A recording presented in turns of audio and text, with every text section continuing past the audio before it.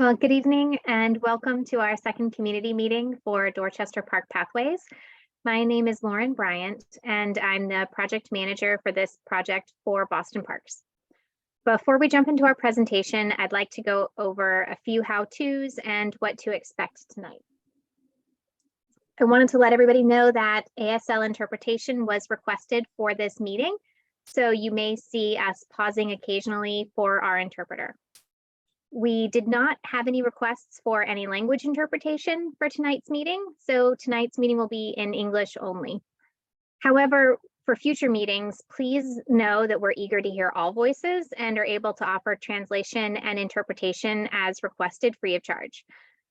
Please reach out to me for any information, and my email address is lauren.bryant@boston.gov. And I will pop that in the chat for all of you guys as well.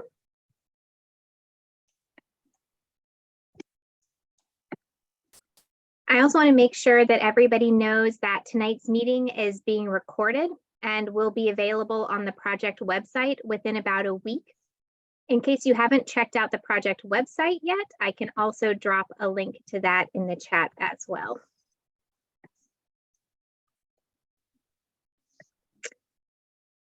So I want to thank you all for joining us tonight. I know it's hard to make time for meetings. However, I do just want to make sure that if you have any friends or neighbors who were not able to join tonight, please share what you learn and feel free to direct them to our project website as well so they can view the recorded meeting when their schedule allows. We want to make sure that everybody feels comfortable with this conversation. So just a few reminders, please be respectful and mindful of others' time so everyone has an opportunity to participate. If you've submitted or asked a question, please make sure others have an opportunity to ask questions before submitting another one. And if there's something you want to talk to me about outside of this conversation, feel free to contact me through my email, and I'm happy to do that as well. Also want to make sure, I know we've been through Zoom meetings, a lot of us, but just in case you're not as familiar with the Zoom platform, I want to make sure that you know there are several ways to engage with us and how you can do that. So we'll be sharing a presentation and having an open discussion at the end. But if a question pops up in your head during the presentation, feel free to add it to the chat feed so we can make sure to answer it during the discussion time. The chat you can get to with the text bubble icon at the bottom of your screen. And if you click on that, you should be able to send us a message through chat. Once we're in the open discussion portion of the evening, there is a hand icon on the bottom of your screen, and you can click on that to indicate that you have a question. And hopefully that takes care of all of our housekeeping, and we can get on to the agenda for the evening. So now on to the project. Again, just want to thank everybody. I know that we have a lot of meetings and there can be Zoom fatigue, so I really, truly appreciate you taking the time tonight to join us.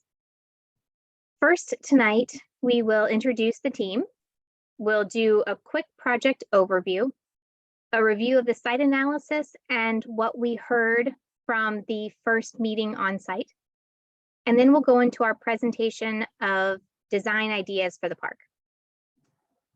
After that, we'll have time for a discussion and talk through the next steps of the project.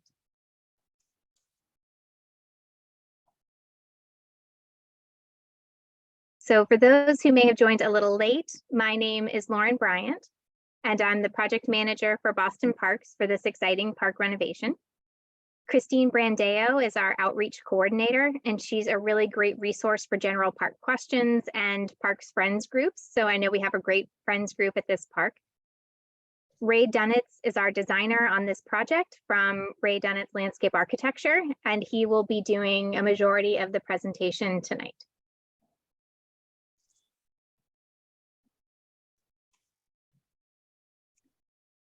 Tonight, we're going to be talking about entrances and pathways at Dorchester Park.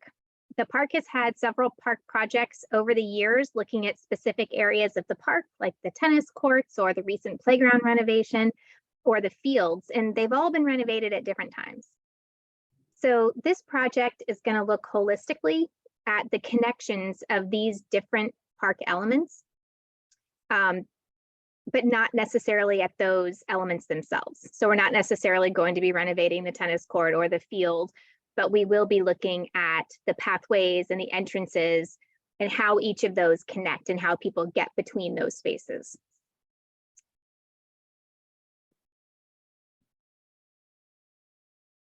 We'll also be looking at both the condition and accessibility of the entrances and pathways. And we'll be looking at site amenities that touch the pathways as we move through the park. Site furnishings, such as benches and trash receptacles, as well as drinking fountains. We'll also be looking at tree health along the pathways.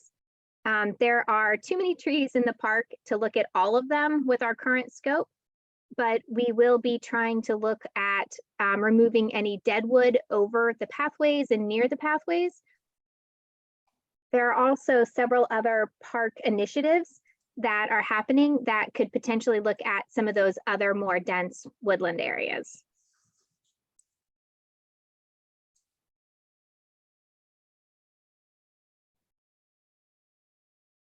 We kicked off this project with a first community meeting on site on October 1st.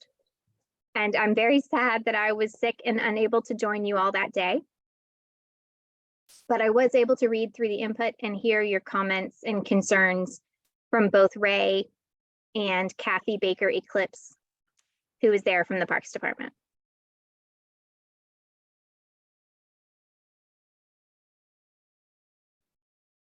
The design team and I have been reviewing site conditions and working to integrate what we heard from you into several design strategies that we'll be sharing with you tonight.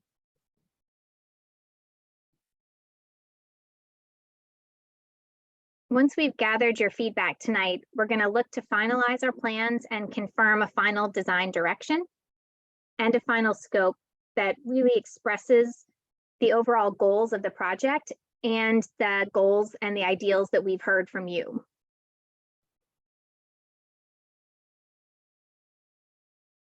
We're then going to come back to the community later this winter and present a final design direction. And I'll email you all once we know that date for the meeting. If you have not received an email from me previously about this meeting and want to get on my email list, which I don't share with anybody else, it's for this project only, feel free to email me or drop your email in the chat.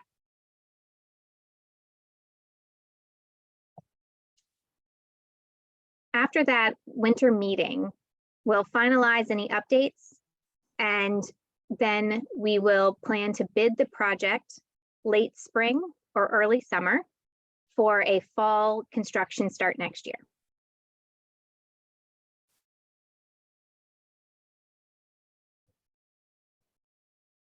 And the total estimated construction cost for the project is $1,525,000.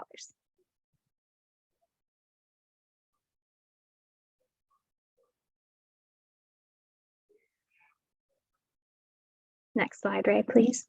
Okay. So a lot goes into park design, and a lot of people ask how we make the decisions that we make. So we like to make sure that everybody understands that there's a lot that goes into it. There are, such as community input from you guys, which not only is the community meetings, but it's also emails and constituent input are crucial to how we make the decisions that we make and understanding the site. We also factor in City of Boston priorities and Parks and Recreation goals, which we'll talk a little bit later about. And we also are bound by safety and regulatory guidelines such as ADA. Next slide. So for example, some of Boston's priorities are expanding park access, addressing equity and climate resiliency, and promoting public health, as well as building strong communities.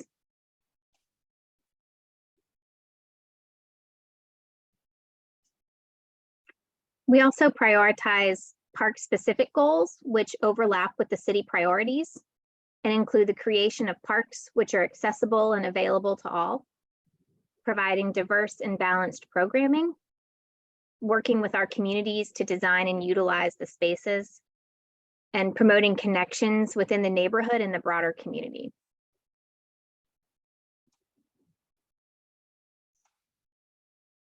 So all of those goals, along with everything we've heard and will continue to hear from the community, will help us as we continue on this park journey.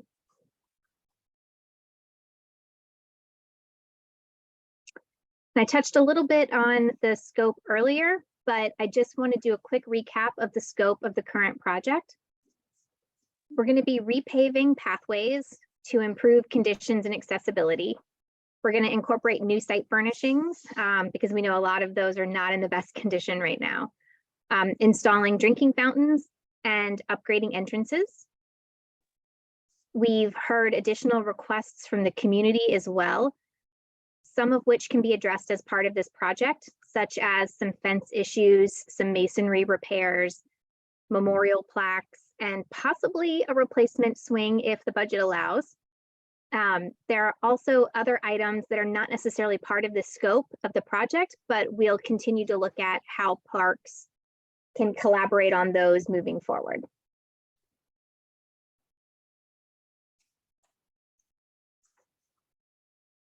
And with that, I'm going to stop talking and I'm going to turn it over to Ray to start the presentation. Thank you, Lauren. Can everybody hear me okay? Good. So we've spent the last several months closely analyzing the existing conditions of Dorchester Park and the pathway system. We have also been busy commissioning a topographical survey, which should be, I just received an email just a few short minutes ago with the completed draft survey. So we're ready to go to look at all aspects of accessibility and connections, as Lauren had mentioned before. This first slide shows you the location of the park adjacent to Kearney Hospital. There are entrances along Dorchester Avenue, Richmond Street, Adams Street, two entrances on Richview and one on Hutchinson. But this shows you that we're very close to public transportation and sort of butting up against Mattapan. The red dashed lines are our neighborhood boundaries, and the Mattapan trolley stops at Butler and Cedar Grove are shown here. Obviously, this is a very historical park. It was designed by the Olmsted Brothers firm in 1891. There have been many iterations of the park. The pathway system shown here is quite different than what exists now. There was a park building structure located in the park, which remnants can be seen today. But one thing we wanted to make clear with our design is to respect the past and all the iterations of the park and sort of bring it up to contemporary accessibility standards and making it compliant with today's codes, but while also respecting the original intent of the park, which is a mostly passive park. This slide shows some of the existing features of the park and the park uses currently established here. The areas dashed in yellow include 2 ball fields, tennis courts, and a recently renovated playground. There are many natural features which make this park extremely attractive, including the rock outcrops, the heritage trees, and also the nice plaza that's located near St. John Paul II Catholic Academy. And then, sort of the neighborhood edges are witnessed here. The park is surfaced with various different materials, primarily asphalt paths. We've heard from the community there's sort of an upper path and a lower path. These are widened paths that allow for Boston Parks to do their maintenance and snow plowing. And then there are some more narrow paths that are dedicated for pedestrians, primarily along Dorchester Avenue. We also have some remnants of concrete paving in the park. One of the ramps adjacent to Kearney Hospital is all concrete. We also have some concrete located adjacent to the tennis courts, which is where the former park building was located. And there's some concrete stairs coming down from Richview Street. There are also some what we like to call cow paths or compacted dirt paths that are sort of desire lines from Richview Street down into the park, and also near the playground. And finally, one of the other more obvious surfaces is the rubber surfacing at the playground, which is an accessible surface. Existing entrances, there are two entrances along Dorchester Avenue, one on Richmond Street, one main entrance along Adams Street, which is used for the car show in the fall. There's also a small entrance into the Little League field, shown by this yellow line, a yellow arrow, I'm sorry. Two entrances from Richview Street and one at the northern section of the park at Hutchinson Street. The arrows here shown in yellow are currently accessible, ADA accessible. The ones denoted by the red arrows are not currently accessible. There are a few informal entrances from the Academy, St. John Academy at the south. The school accesses the playground through those gates in the chain link fence that surrounds the park. And there is another gate from the parking lot at Kearney Hospital. I believe we heard that softball players use that parking lot to play in the summer. As Lauren mentioned, the existing site furnishings are in varying states of condition. There are wood benches which show signs of wood rotting when planks need to be repaired. We also have some recycled plastic benches located adjacent to the tennis courts and in the playground, I believe. We have the BP, Boston Parks and Recreation Department standard trash can at the recent renovation of the playground, but some of the old school trash receptacles, the oil drums located adjacent to the tennis courts. We have one drinking fountain, an accessible drinking fountain at Adams Street near the Little League field, some aluminum bleachers, and also some bleachers up near the baseball field at Hutchinson Street.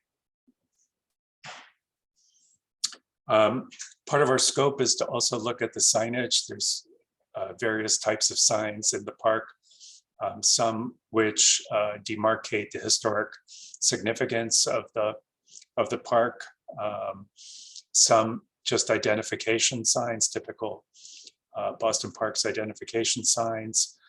And we have two bulletin boards that are in bad shape. And we heard at the last meeting that one gentleman is constantly fixing those, and they look like they're well used. So that might be a high priority in the redesign.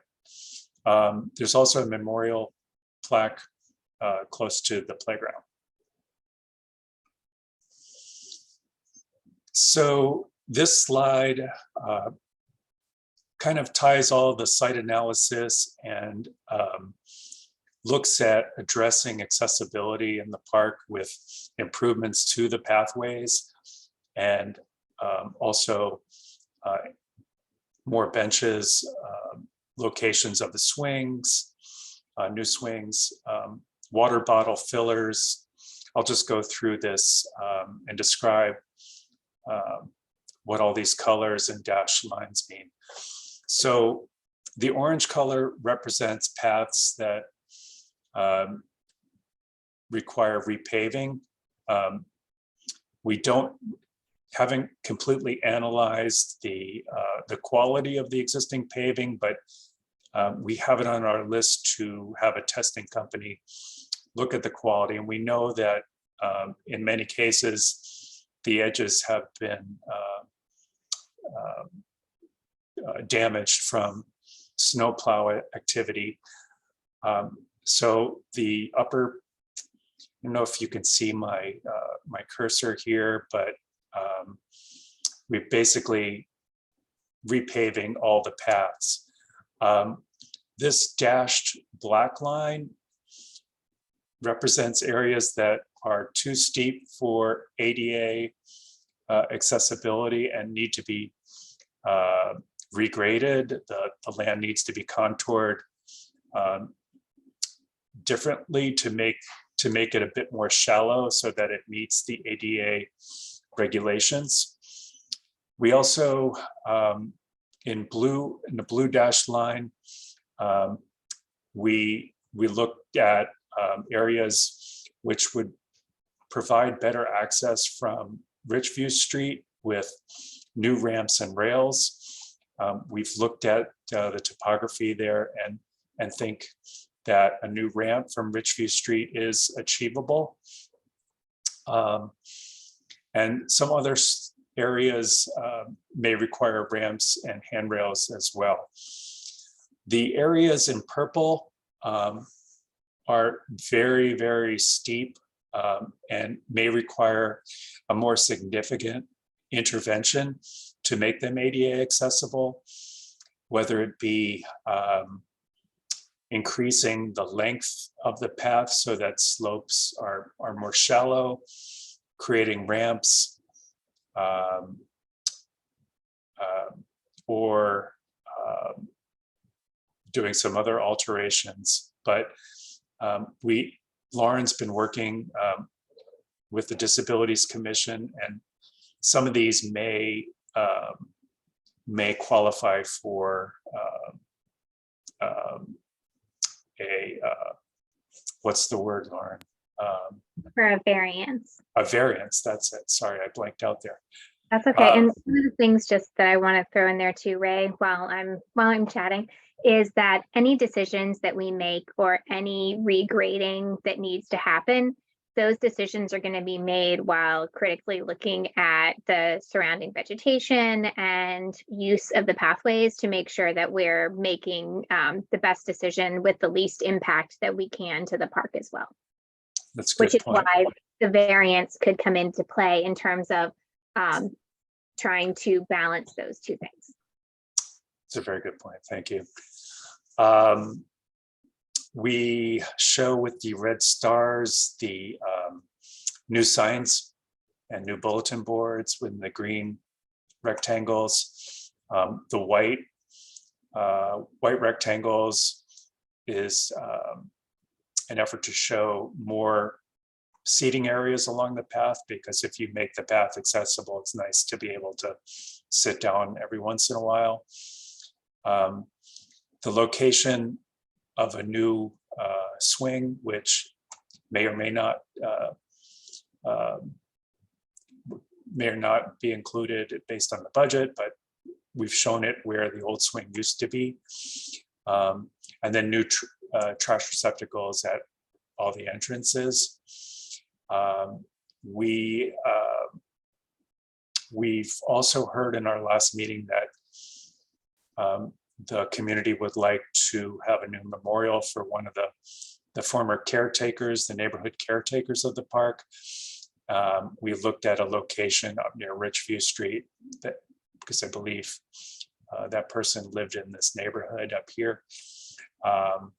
But the location will be determined by our conversation tonight. And the one last thing is there is no currently the existing path ends right here at the end of this orange line, and we would like to make the entrance to Hutchinson Street accessible as well. So we've created a new path that goes behind the softball field out to Hutchinson Street along the pudding stone wall. I believe that's it. Like I said, some of these areas that are in purple require further study and conceptual design to make sure that we can make them work. To give you, go ahead. Go ahead, Lauren. I was just going to say, before we jump into some of the site furnishings and the swing images, I was just going to stop and see if anybody had any questions on that scope, to see if anyone wanted to jump in on anything that they heard that they wanted to clarify.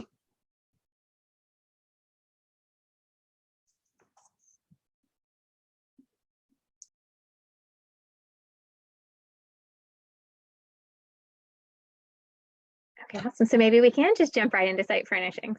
Okay. Great. So just wanted to show you some examples of what we're thinking of for benches and trash receptacles. These are already in the park. The idea being that we'll establish a suite of site furnishings with this project, picking up on some of the things that are already there, but have it consistently laid out through the park. Benches with backs, a center armrest to prevent folks from sleeping on the benches. The standard Boston Parks Department trash receptacle. To the right is an example of a multi-use drinking fountain with accessible bubbler, a bottle filler, and even a dog watering bowl at the bottom. These are becoming more and more popular in Boston parks. And then finding a bulletin board that, replacing the existing bulletin board with something similar, with more durable materials that require less maintenance. Some of the ideas for a swing, we looked and looked and looked to find pictures of the old swings, but these are some options. The basket swing can accommodate a lot of kids playing at once and also yield a smaller safety zone footprint. The T-swing can provide 2 toddler bucket seats, or a single lap belt swing can be accommodated near the tennis court. So with that, we'd like to open it up for your feedback and discussion, and we'll be happy to take any questions that you might have. Thank you. Thanks, Ray. Linda had put a question in the chat. which was how will you balance the original design against the need to level the pathways?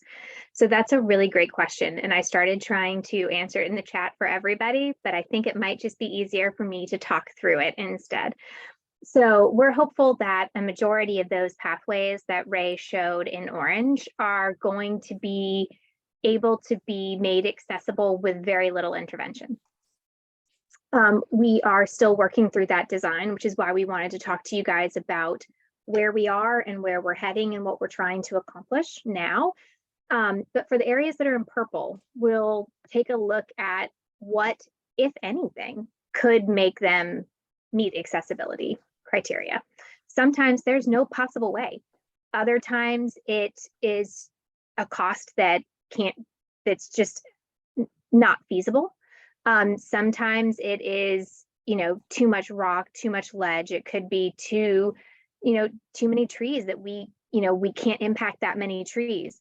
So we look at all of those things and the decisions. And then after that, what we do is we look at, what would it take to get them all there?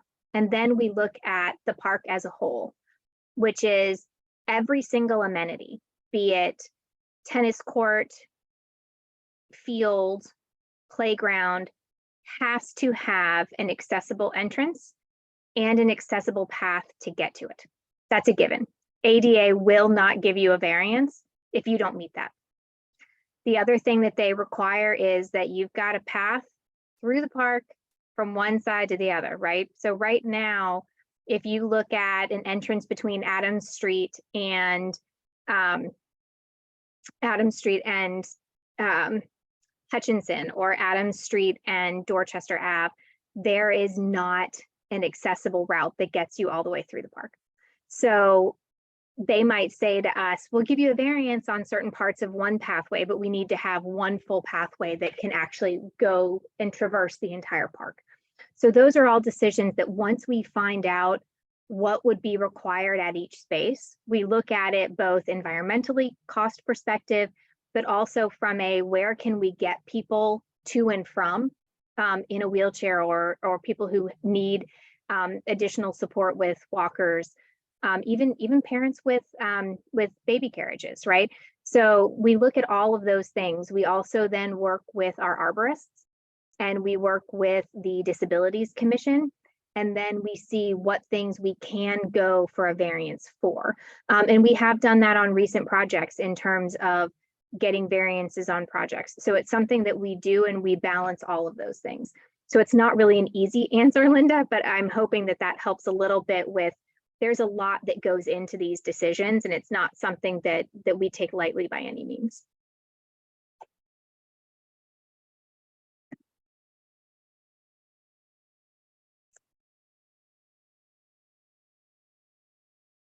And then there was a question from Moo Bishop as well that was, are you aware the one water fountain is not in use due to lead piping?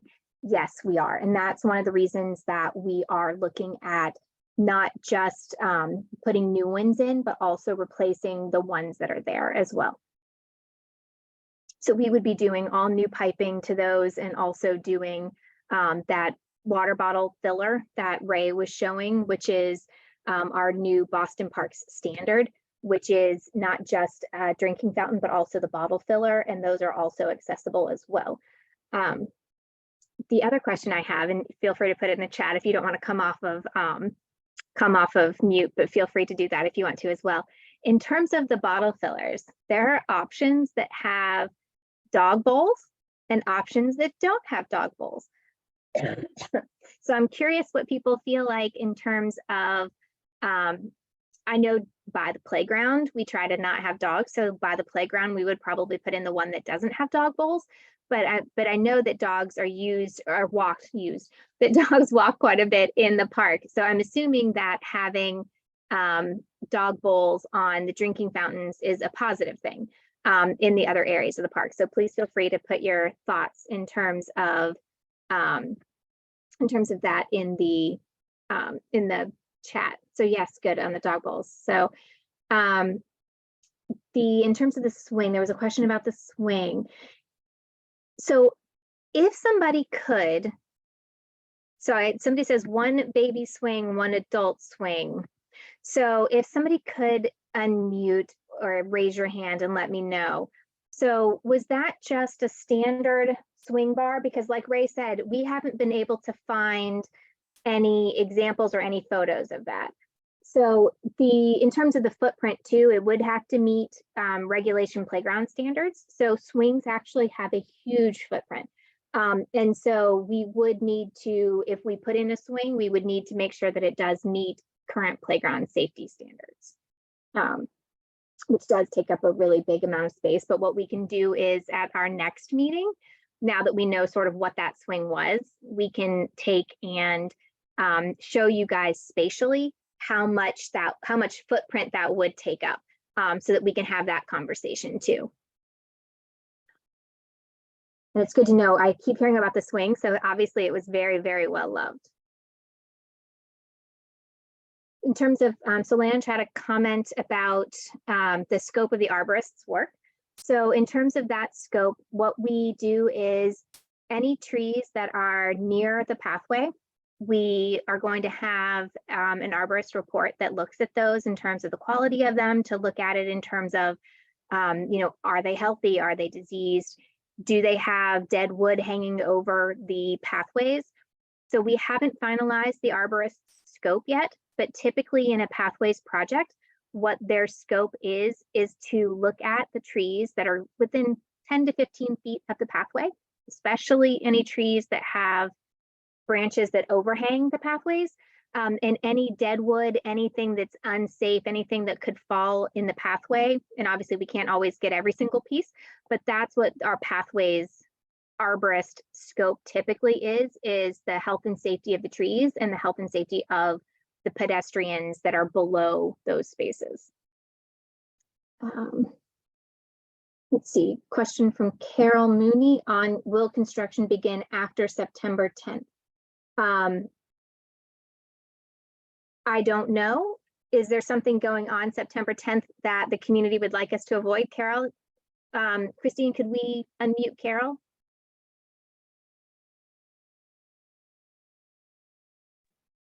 Hi. Hi, Carol. Can you hear me? Yes, we can. Okay.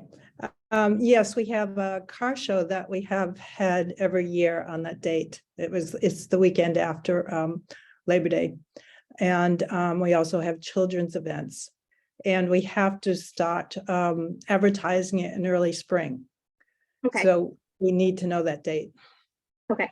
I will absolutely double check that. Let me look at our schedule, and by the time we have our next meeting, which should be before you would need to advertise, I can clarify with you and make sure that we're on the same page.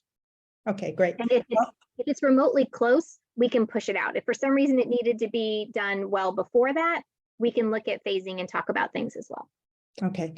Also, we had talked about a picnic table and in the area where the bench is, a new bench is scheduled between the Richview Street entrances. That is extremely well used on the one date, the car show date. But I think it would be used all the time because everybody just takes to it. I mean, when we take it away, there are people using it. And it's unbelievably difficult to lug that table down to the park every year. So if we could get a picnic table there, and we could raise funds for it. So if you don't have the funding for that, we can get it. We just want it, scheduled in.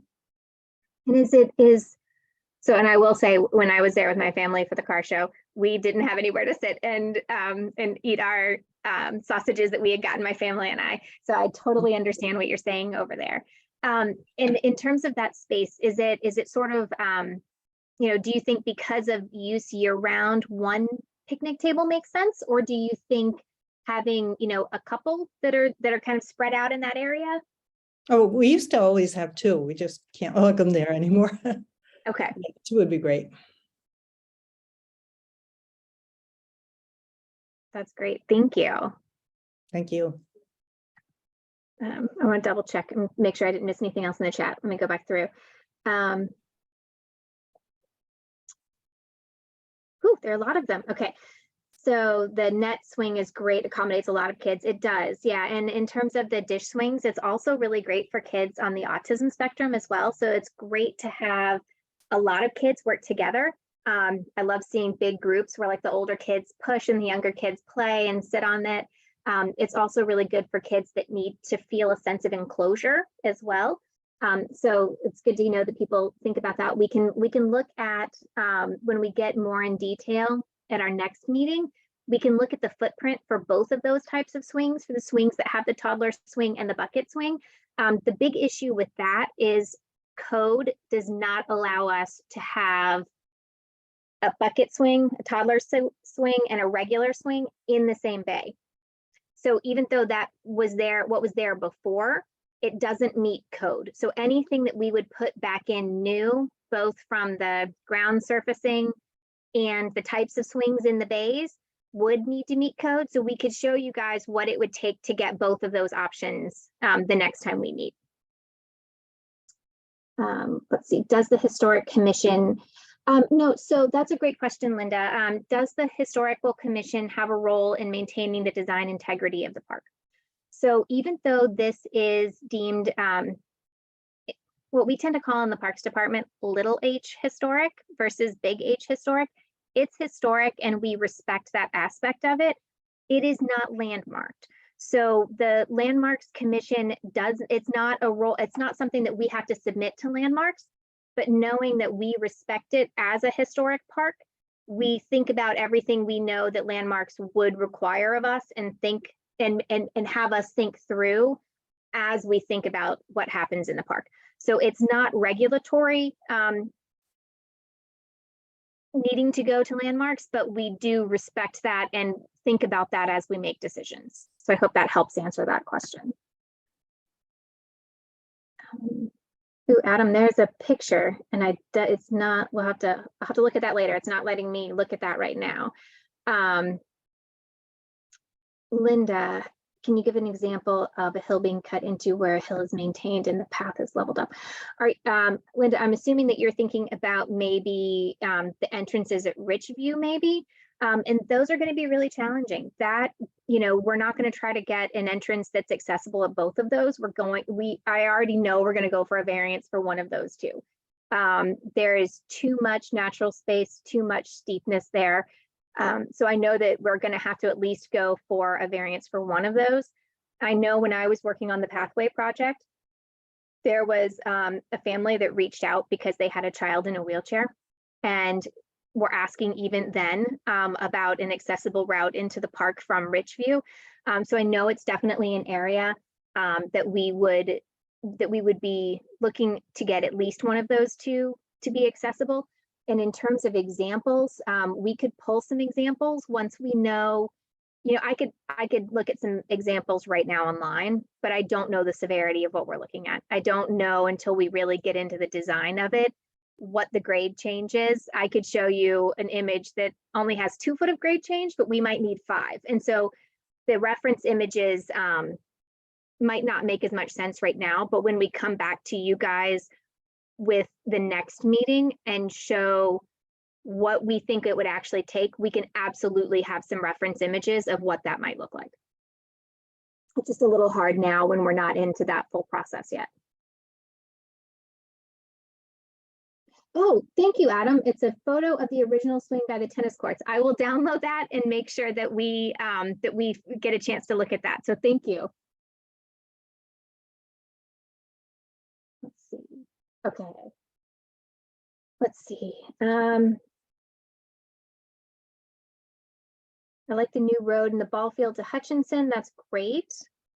Dish swing sounds attractive. That's great. So it sounds like a lot of people are on the same page. I think the biggest thing may be people's thoughts on that swing, which I knew going into this that was a really big deal for everybody in the community. So I'll be really curious once we look at the footprint next time, what everybody's feelings are once we know kind of what the impacts are with space around it. Let's see.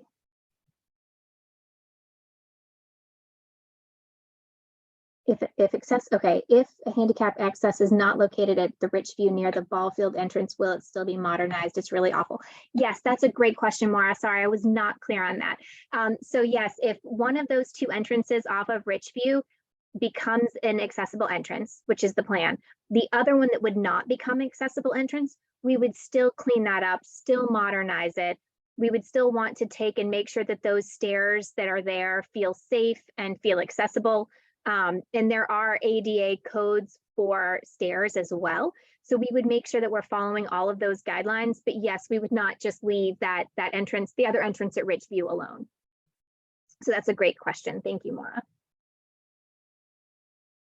Let's see, are there any other questions? Anything else that we can help talk through?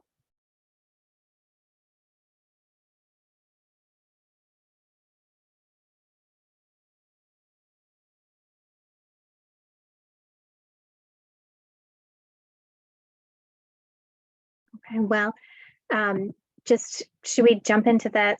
So I guess next steps for everybody. The next steps are going to be, like we said in that slide earlier, later this winter, we're going to do another meeting. At that meeting, we're really going to understand those purple areas a lot better and sort of what that means. We'll be able to talk about the swing outlines and know a bit more about some of those detailed areas and look at each of those details a bit closer in terms of, you know, what could that picnic, you know, table area look like? What could the swings look like? What impacts some of the accessibility requirements would make, and what areas we're going to, you know, try to get an ADA variance for. So we'll know more about all of that at that next meeting. And again, if I don't already have your email address or you're not already hearing from me, please feel free to drop me an email or put your email in the chat.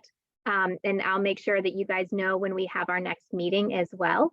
And if you think of anything between now and then, please feel free to reach out, give me a call, send an email. I'm always happy to chat about parks. And thank you all for your help. And I also want to say thank you for coming, and thank you so much to Melissa for our ASL interpretation. So thank you all very much. And happy holidays. Thanks.